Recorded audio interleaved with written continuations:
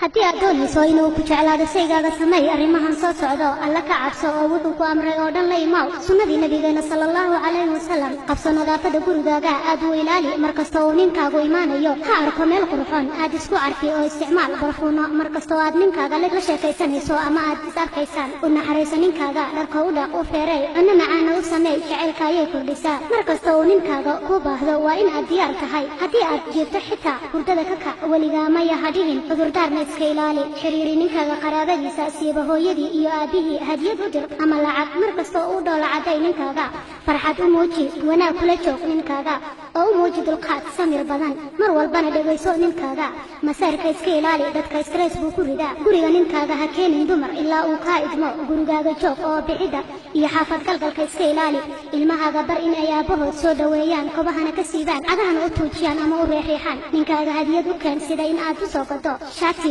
ama barfuun ninkaaga hadduu fakir yahay wax keen ka ilaali arrinkaas qalbigiisa bay wax u dhimaysaa iska ilaali in aad la keliyoodo niman kale muxrim la'aan ka ilaali ninkaaga wax walba uu necab yahay sida hadalka badan marka uu shaqada ka yimaado markastana ninkaaga aad u dareento in aad khalad ka gashay ama niyadiisa wax u dhimayo aad ku dhahday ka raaligeli kana dalbacadkiisa